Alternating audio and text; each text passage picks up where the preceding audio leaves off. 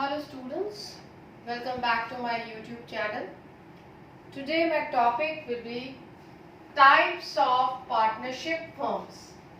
Partnership firms are categorized into two categories, one on the basis of duration and other on the basis of liability of members. On the basis of duration, partnership firms are categorized into three categories, that is partnership at will, fixed period partnership and particular partnership. Partnership at will, the word itself says, here the partners they enter into partnership on their own wish and they can dissolve the partnership at their own wish. So the time period is uncertain. On their will they can enter into partnership, and as when they enter into conflict or they don't want to continue, they can give a notice and put an end to the partnership. Second is your fixed period partnership. The word itself says fixed period means either the partners they come into partnership for a period of 3 years, 4 years, 5 years, and on the expiry of that fixed period the partnership comes to an end. Third type of partnership is your particular partnership. Here the partners come into partnership for a particular venture, and when that project gets over, automatically the partnership comes to an end. Very good example, I say A and B, they come into partnership for the construction of highway, you can say expressway, and when the construction of highway, expressway or bridge is completed, the partnership comes to an end. Now, the second type of partnership, which is on the basis of liability of the members, it is categorized into two categories. Number one is your general partnership, which is governed by the Partnership Act 1932, and here the liability of all the partners is unlimited. ये मैं आपको पहले भी समझा चुकी हूँ. Unlimited means the personal property of the partners would be used for the payment of business debts. And the other type of partnership is your limited liability partnership. The act governing LLP is the LLP Act, Limited Liability Partnership Act 2008. You must memorize, is the act which is governing the limited liability partnership. Here the difference is, in case of general partnership, I told you the liability of all the members is unlimited. But in case of LLP, the liability of at least one partner is unlimited and the liability of other partners is limited. Again I repeat, liability of at least one partner means it can be more than one also, is unlimited, and the liability of rest of the partners is limited. And the partners who have limited liability are called special partners. Now what is the case with these special partners? These special partners, they cannot participate in the management of the company. Although they can inspect the accounts and they can withdraw from the partnership anytime by giving a notice, but when these, again to be kept in mind, when these special partners leave or in case of death, insolvency of these partners, I am talking about the special partners, the partnership firm will not be affected by the death, insolvency, ailment, bankruptcy of these partners. Special partners will not affect the partnership firm. Whereas in case of general partnership, I have already explained you, liability of all the partners is unlimited, or death, insolvency of any of the partners, retirement of any of the partners will affect the partnership firm.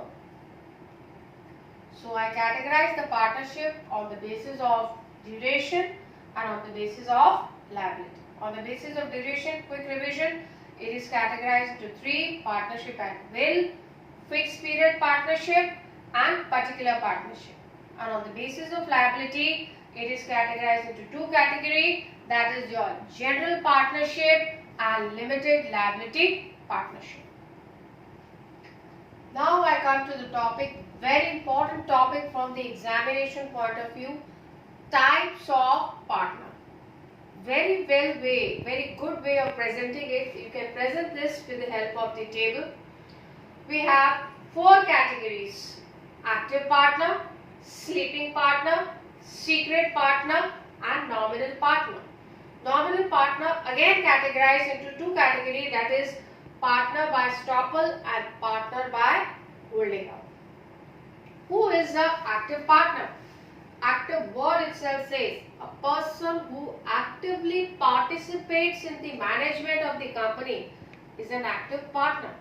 That means he is a partner who is contributing capital, पैसा भी लगा रहा है, management में भी active participation है, profit and loss में भी अपना शेयर लेगा और उसकी लायबिलिटी भी अनलिमिटेड होगी.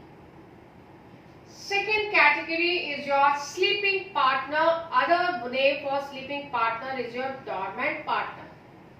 He is a partner. Again, only difference between active partner and sleeping partner is that active partner is actively participating in the management, but sleeping partner is not actively participating in the management.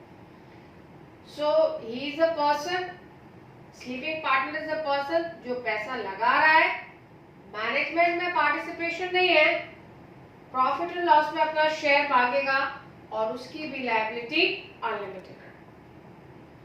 Third category of partner is your secret partner. Secret partner again ये भी वो partner है जो अपना पैसा लगाएगा business में, participate करेगा मैनेजमेंट में, but secretly. That means none of the outsiders is aware about the identity of the secret partner.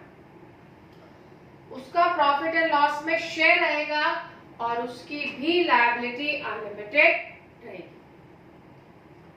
Fourth category is your nominal partner. Nominal partner is a partner who is permitting the firm to take the advantage of his reputation and goodwill. These partners are of 2 types, partner by estoppel and partner by holding out. They are the persons who are neither contributing capital, nor participating in the management, nor taking share in the profit and loss account, but still they are liable for the debt which partnership firm has acquired by using their name. Still they are liable to the third party for the debt which the partnership firm has acquired using their name. Now what is the difference between partner by estoppel and partner by holding out? Although they both are the nominal partner, but there is a difference between them. See, partner by estoppel is a partner who by his behavior or conduct proves that as if he is a partner of partnership firm, although he is not. That means वो अपने behavior से, अपने आचरण से ये दिखा रहा है कि मैं इस firm का partner हूँ, but actual में वो partner नहीं है. For example, I say, like I talk about Mr. X. Mr. X is an active partner of the firm and he is in need of funds. He approaches the financer and his father, who's nowhere associated with his business, Mr. B, he takes the name of Mr. B and the financer gets ready to provide him with a loan. Now B has neither contributed capital nor is participating in the management nor he has share in the profit and loss account, but still in case if A is unable to pay the debt, B will be liable to pay the amount of loan which he has taken from the financer. Second category is your partner by holding out. Partner by holding out is a partner where he himself is not using the name, but the firm is using his name and he is not denying to the fact that why the firm is using his name. That means वो चला करके कोई अपना नाम नहीं use कर रहा है, पर फर्म उस पर्सन का नाम यूज कर रही है, पर वो इस बात के लिए डिनायल नहीं दे रहा. That person is the partner by holding out. For example, I talk about a firm ABC. Here A, B, C are the three partners of the firm. C has a very good reputation in the market and C retires from the partnership firm. A and B decide to continue with the partnership. They approach the financer, they use the name of C who is already retired, and the financer, knowing the name of the C, is ready to give the loan to the A and B. Although here C knows that his name is being used by the firm, but still he is not denying the fact that why his name is being used after the retirement. So in this case, C becomes liable to the finance. So minor difference estoppel और holding out में, यहाँ वो अपने behaviour से, अपने code of conduct से दिखा रहा है कि मैं फर्म का पार्टनर हूँ, और यहाँ पर फर्म उसके नाम का यूज कर रही है, but they is not denying why his name is being used, right. And last is your minor partner. Minor, you yourself know, minor is a person who is below the age of 18 years. As per Partnership Act 1932, minor cannot be admitted to the partnership firm. But if all the members, all the partners agree to it, he may be admitted to the partnership firm, but with a condition. Conditions are that he will not contribute capital, he will not participate in the management, he will get share in the profit but not in the losses.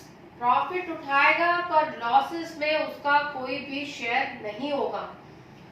And he may be liable to the outside but only limited to the amount of his share in the profits.